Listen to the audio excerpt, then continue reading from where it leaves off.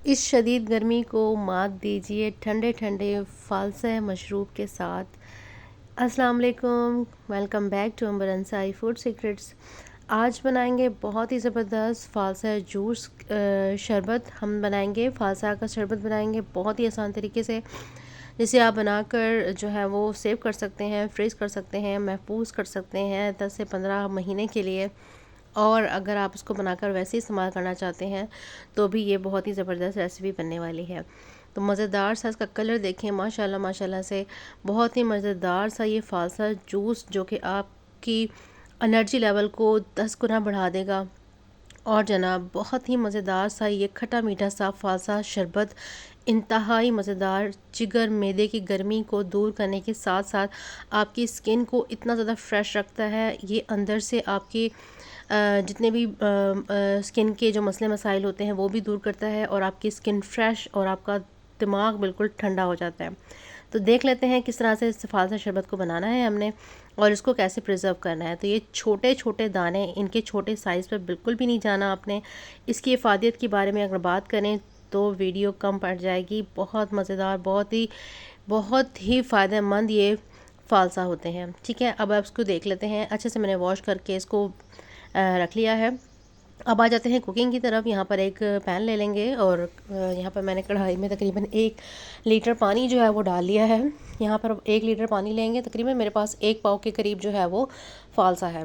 ठीक है, अब 1 पाव फालसा के लिए मैंने यहाँ पर 1 लीटर पानी लिया है, और सारा फालसा जो है वो इस पानी के अंदर हमने डाल देना है, और फ्लेम को ऑन कर लेना है।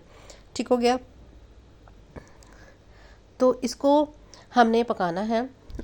यहाँ पर बहुत से लोगों के ये कमेंट्स होते हैं या सवाल होते हैं कि इनको पकाकर इसकी जो पकाने से जो है वो किसी भी चीज़ की न्यूट्रिशन, फ्रूट्स की जो है वो ज़ाया हो जाती है, ख़त्म हो जाती है।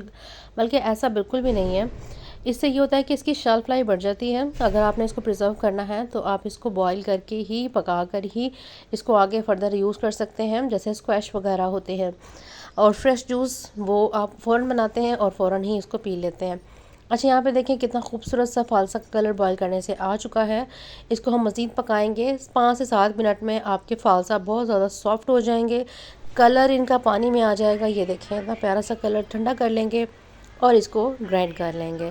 ठीक है, अब उसी पैन में मैंने क्या करना है, स्टेनर ले लेना है। स्टेन की मदद से हमने इसको स्टेन कर लेना है, जितना भी फालसा जूस हमने अभी बनाया है। अब इसका जो गूदा है, इसमें से हमने फालसा जूस निकालना है। अच्छे से निकालेंगे ताकि इसका जो गूदा है, क्योंकि गूदा भी हमें नहीं चाहिए और इसमें बीज जो है वो भी हमें नहीं चाहिए। हमने इनको अच्छे से स्टेन करके निकाल लेना है। जितना भी जूस हमारे पास आएगा वो बिल्कुल फ्रेश और बहुत ही हेल्दी जूस हमारे पास ये आ चुका है। तो अब यहाँ पर हमने क्या करना है, वापस इसको फ्लेम पर रखेंगे, और इसके ऊपर देखें ये झाग बन रही है। तो ये झाग को भी अभी हम रिमूव करेंगे आगे जाके। तो इसको आप देखें, ये इसका प्यारा सा ओरिजिनल कलर है। इसमें भी हमने कोई फूड कलर ऐड नहीं किया। और वैसे भी अगर फूड कलर आपने ऐड करना होता है तो बस ये होता है कि वीडियो जो है वो अच्छी और ख़ूबसूरत कलर उसमें आ रहा होता है। तो कलर ऐड करना भी बहुत ज़्यादा ज़रूरी हो जाता है। उससे ये है कि आपकी जो भी आपने रेसिपी बनाई होती है उसमें बहुत प्यारा सा कलर आ जाता है, बहुत ही फ्रेश, बहुत ही आँखों को अच्छा लगने वाला।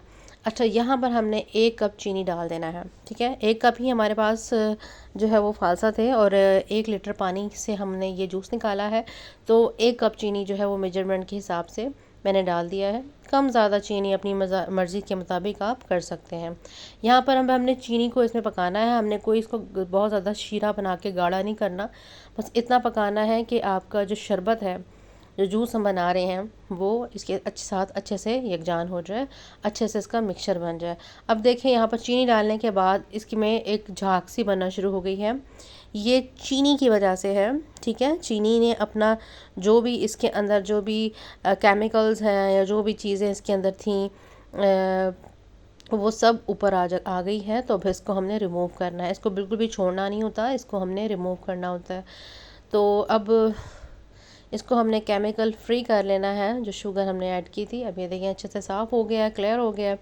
बस इसमें हमने थोड़ा सा पिंक कलर जो है वो ऐड कर देना है ताकि हमारा फालसा जूस बिल्कुल परफेक्ट उसकी जो है वो लुक आए और देखने में भी बहुत खूबसूरत लगे।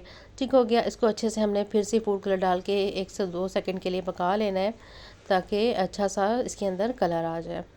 तो मैंने 1-2 ड्रॉप और डाल दिए थे, कम लग रहा था मुझे।